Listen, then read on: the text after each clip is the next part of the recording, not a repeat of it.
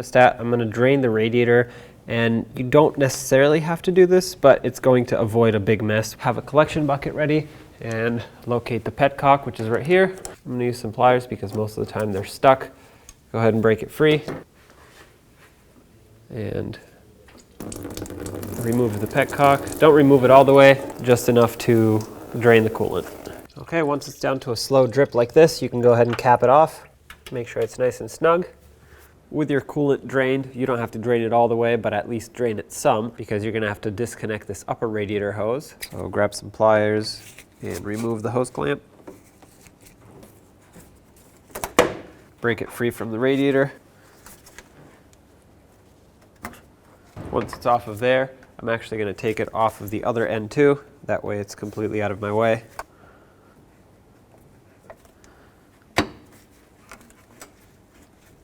If you twist it, sometimes that breaks the hose free, and just pull it up and out. The next thing I want to do is take off the 4 nuts that hold the fan clutch onto the fan bracket. So use your 12mm wrench and break them all free. They make a tool to hold this bracket. The best thing I can think of is to use 2 wrenches. So my first wrench is going to hold it here and prevent it from spinning. My second wrench is going to break the nut free. Okay, once I have it broken free, I'm going to spin this, move on to the next one.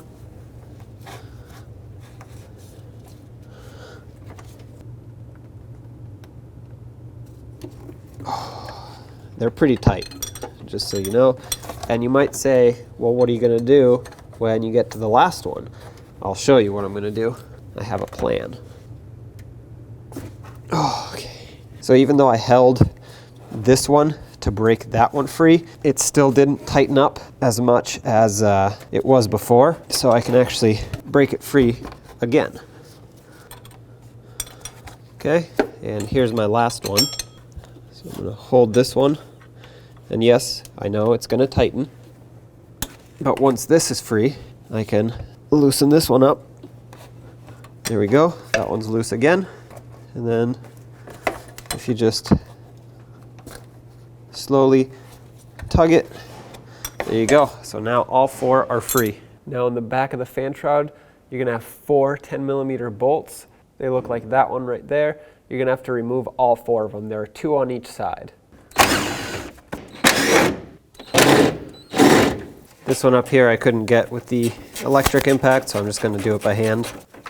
Okay, now the fan shroud is off, perfect. Holding the fan shroud back, go ahead and take off all 4 of these nuts that hold the fan clutch to the fan bracket.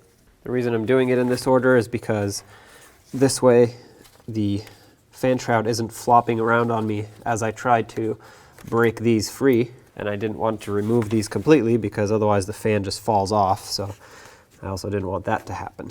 At this point, pull the fan away from the bracket, make sure you don't hit the radiator fins, and then pull the fan and the fan shroud up as one whole assembly, which can be a little bit tricky, but doable. Oops. There you go. With the fan and fan clutch assembly on my workbench, I'm going to take the 4 10mm nuts off, and that's what secures the fan to the fan clutch.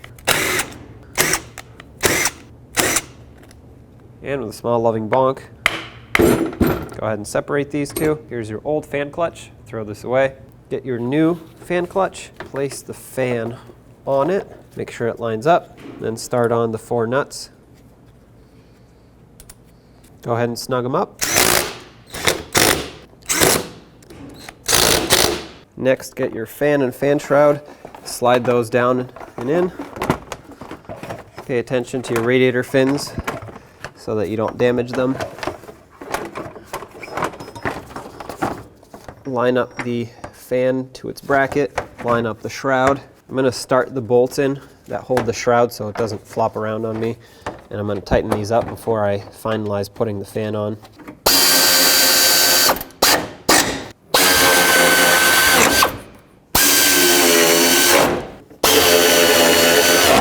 Start on the 4 nuts that hold the fan, and using the same wrench trick, go ahead and snug them all up, make them nice and tight. Now that they're all bottomed out, I'm going to make sure they're all nice and tight.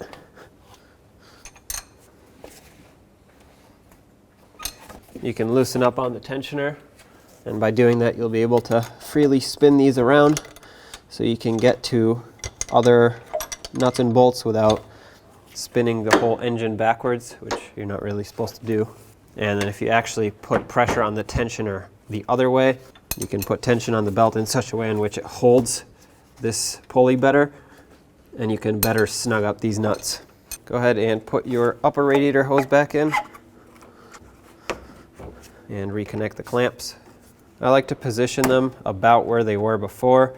That's going to help the hose seal up the best because it's already molded around the clamp. Do that for both. All right, let's get ready to fill the cooling system. So what I have here is a spill-proof burping funnel. What that does is it's going to make this the highest point in the cooling system, so naturally all the air is going to want to rise and bleed out of here before I actually run the engine. So once this is mounted, make sure everything else is properly connected, which it is, and double check your petcock and make sure that's closed. I know mine is. Go ahead and fill it up with the manufacturer specified coolant. I'm using Universal. The key ingredient though is ethylene glycol. Make sure it has that and no other ingredients. If you don't know exactly what to use, just refer to your owner's manual, it'll tell you.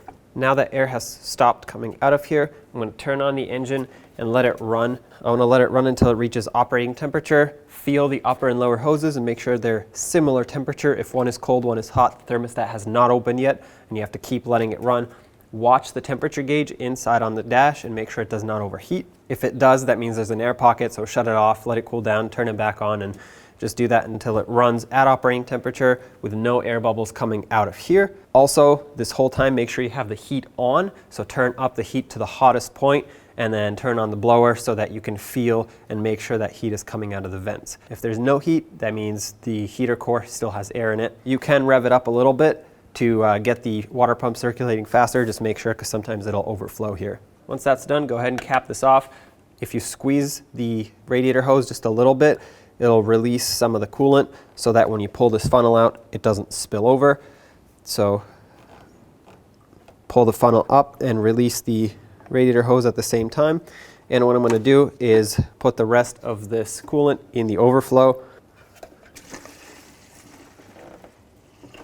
And right there, I'm at the max line on the overflow. Remove your adapter here and reinstall your radiator cap. Now go ahead and turn it back on. Take it for a road test and still keep an eye on the temperature gauge. Make sure everything is running properly. And after that, you should be good to go.